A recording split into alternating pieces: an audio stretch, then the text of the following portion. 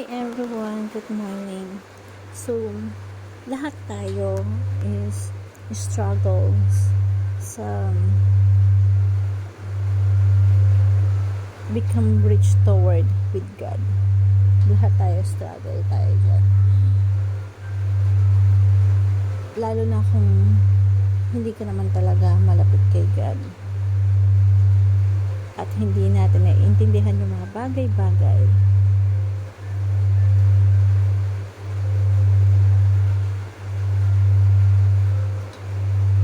Being rich as a Christianity and being rich towards with God, hindi yun yung ibig sabihin na magbigay ka ng maraming pera sa Kanya, kasi hindi niya kailangan yun. Lahat na nakikita natin dito sa mundo ay sa Kanya na.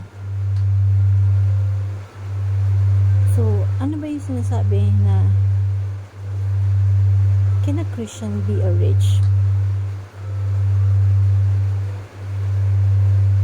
And being Christian, paano tayo magiging rich kay God?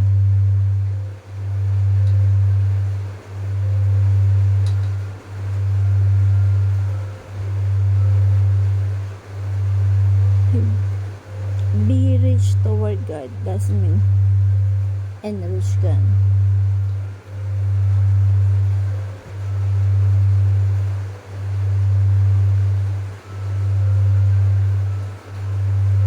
Kung naghahanap ka ng totoong kayamanan, napaka-importante na makita mo na isa sa kayamanan na meron ka ay yung meron kang God sa buhay mo, na meron siyang sa'yo, na mayaman ka kasi meron kang God sa buhay mo, na itinuturo yung isa siya sa kayamanan na hindi mapapantayan ng kahit anong material sa buhay mo.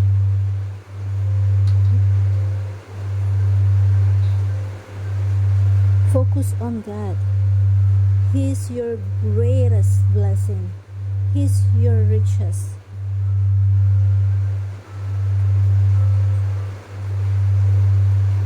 You have to maximize as God as your treasure. Handle your money in such a way it shows that God is your treasure. Kung ano man meron tayo dito sa lupa, gamitin natin to how to glorify His name. Kasi lahat ng bagay na meron tayo dito ay sa Kanya. At kung wala ka pa, tatandaan mo, meron ka. Hindi mo lang nakikita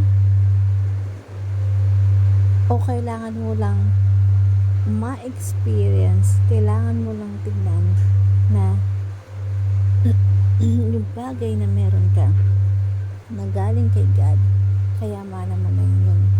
Kailangan mo lang gamitin.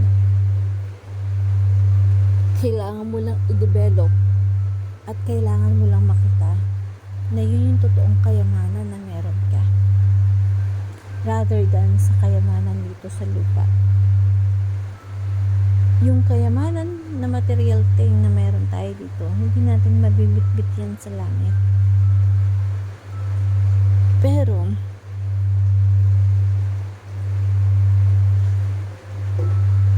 yung kayamanan na ibinigay sa iyo ni God is spiritual, to glorify Him.